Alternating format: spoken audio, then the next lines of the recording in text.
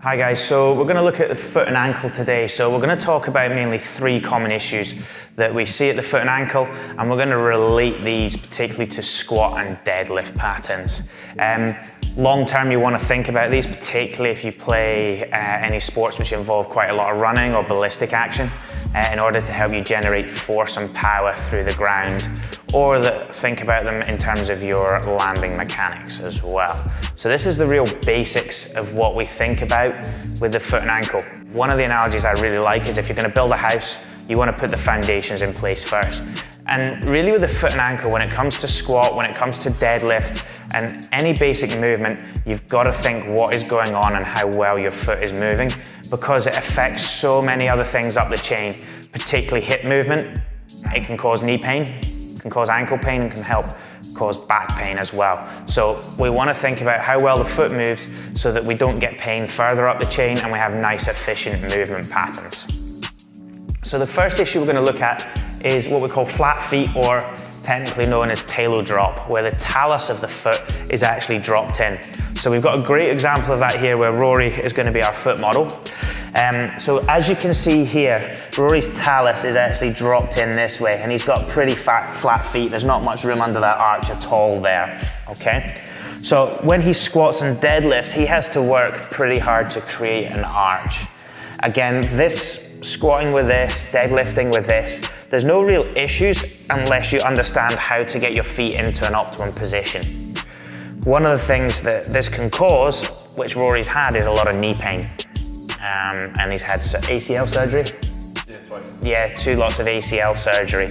So understanding how to get feet in an optimal position for squat and deadlift is probably going to help him now that he understands that as well. So that's the first issue we've got. The second issue is high arches. And this is one that we'll just get Rory to create at the moment, is as you can see, if you over-exaggerate this arch position here, the foot is then driven out this way. What then happens is it puts excessive pressure on the knee, particularly on the medial side, and then more pressure on the hips as well. And you often find that people can't get their adductors on too much with this as well. Okay, so that's just something we don't see a huge amount. I've only got 1 or 2 clients who have got it, and it's not as common as the flat feet issue. The flat feet issue we tend to see a hell of a lot in people who do desk jobs, who just sit all day with their knees particularly dropped in and their feet dropped in as well. The last issue we've got here is just really lack of dorsiflexion. So what we're looking for here is just really range of movement, or forward range of movement through the knee and the ankle. So just having a look at Rory there, he can pretty much dorsiflex fairly well there. He's keeping his heels on the ground, etc. And one of the things we can use is a simple wall test for this. So if Rory goes onto there and just start with the foot against the wall and see, can he push against that wall and get the knee flat? Yep, he can do that. So then we just move away a little bit. And the idea is to keep this heel down and just touch the wall lightly with the knee. Again, he's got really good range there, even though this is his good knee. So that's where he struggles. So he's about 4 inches away from the wall there. If we compare that to the right side, which is the side that's had surgery, yeah.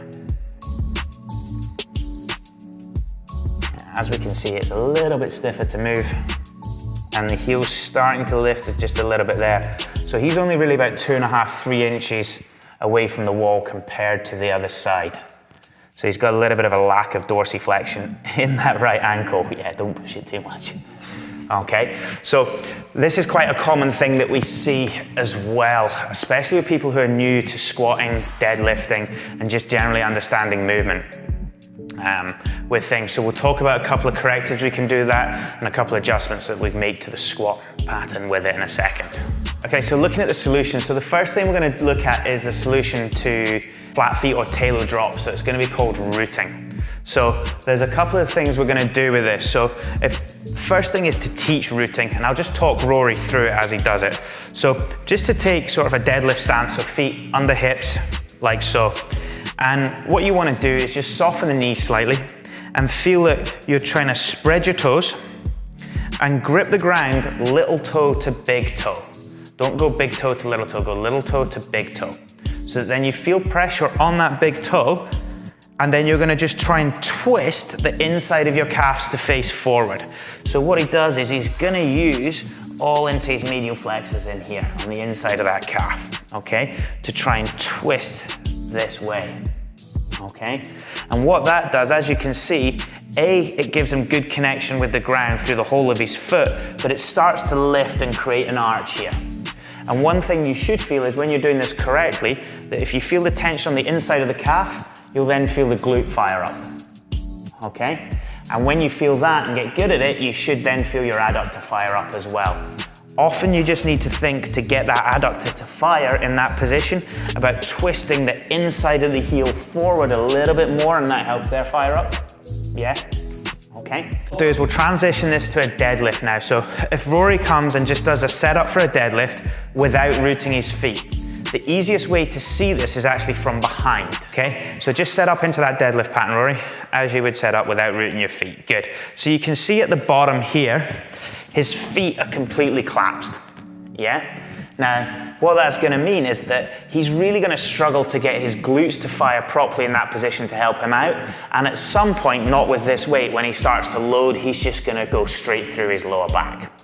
Whereas if we get him to relax there, Rory, and if we get him to root his feet now, so he's gonna spread the toes and grip the ground, then he's gonna twist out using the inside of the calf muscles, so he feels his glutes and adductors, and he goes down into it. And he's gonna keep those feet rooted.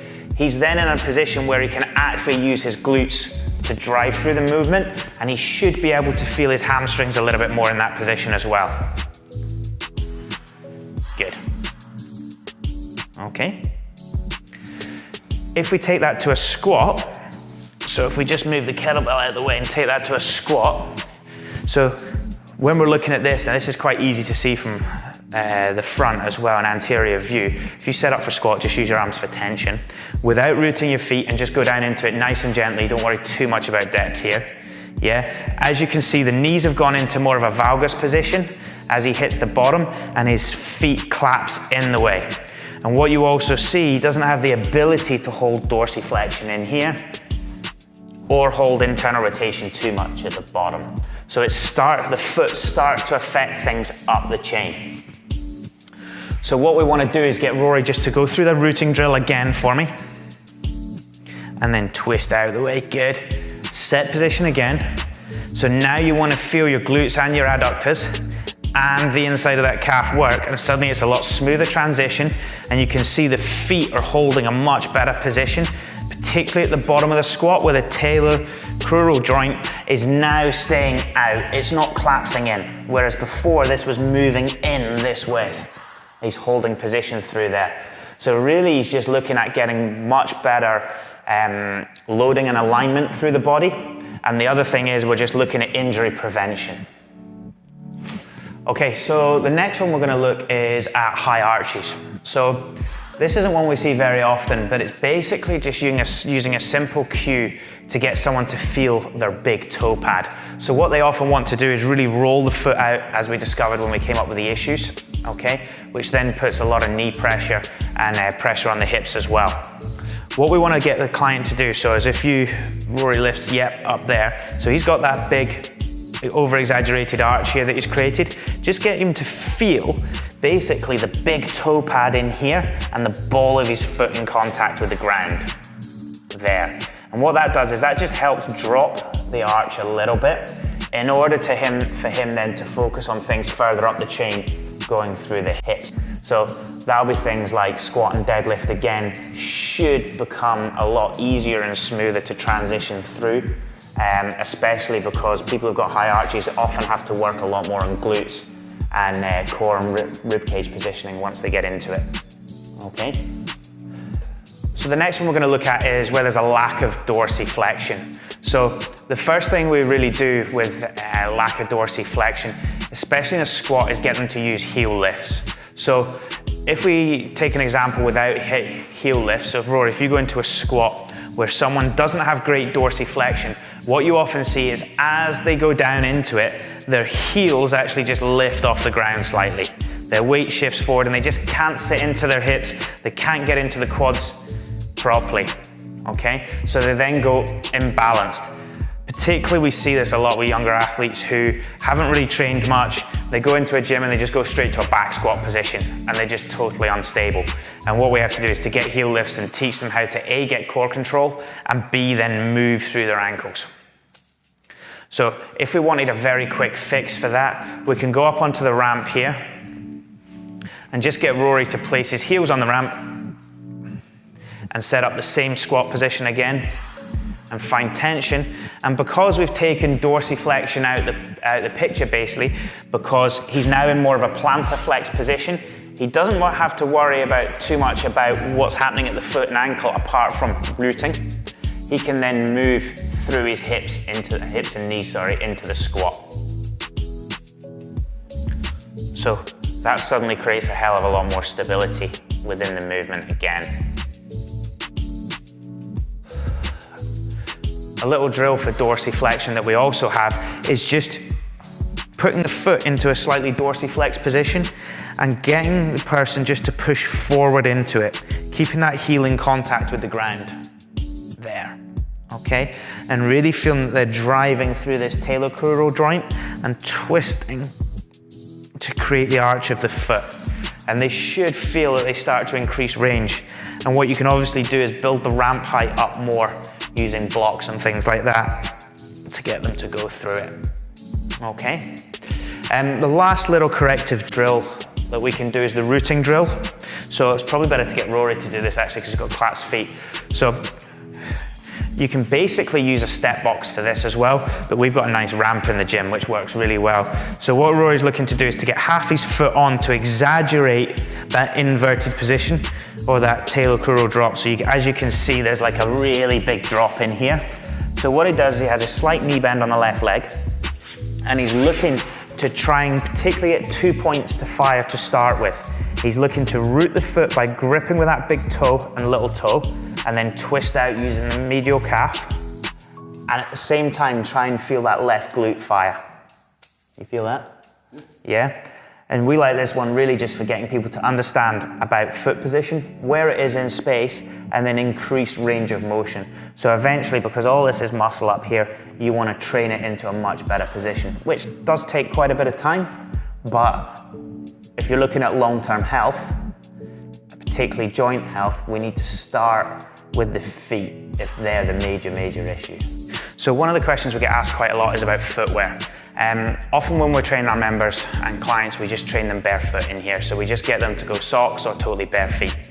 One of the reasons for that is getting them to understand where their foot is in space and get good contact with the ground and be able to see what their feet are actually doing at the bottom of these movements. The other thing is because it gives a solid pad for them to push off. So if we look at footwear here, starting with just your general trainer that you see. So for things like squats and deadlifts, particularly squats, this isn't the best. A, because it's a soft surface, it's got a soft heel, foam padded heel, which is great for absorbing impact like running and jumping and things like that. But the problem is when we go to squat and you want to push down into the foot, there isn't really much feedback. You suddenly become unstable. And that then leads to issues further up the chain. So when we're squatting, we want something where we can grip the ground with more that's a little bit more stable. It's the same thing with deadlifting is here as well. This puts you into more of a forward tilted position. Okay, so it gives you a little bit more of a forward lean when we want you to really lean back a little bit against the bar so you can drive that bar into more of an upward motion.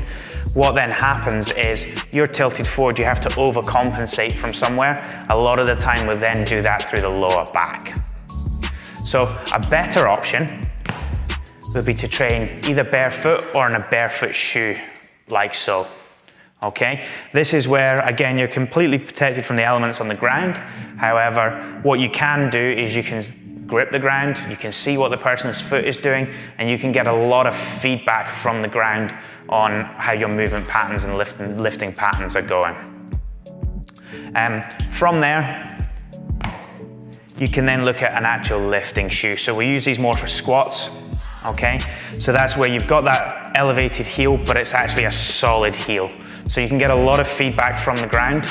You can actually push through it and drive a lot of power into it, knowing that that heel is totally solid and stable when you're doing the movement. Also, the forefoot is completely rigid. So into here, underneath there is solid. There's only a little bit movement around the very front of the toe area there as well, so you can still grip and root the feet, okay? So my suggestion would be barefoot to start with when you're starting to learn. Once you get to that point of needing a heel lift and really shifting some load and want a lot of stability through the foot and a little bit of help to get more feedback, go for a lifting shoe. Particularly if it's deadlifting, just to stick to something more barefoot based, or what you see a lot of people lifting in is Converse type shoes for those type of lifts as well.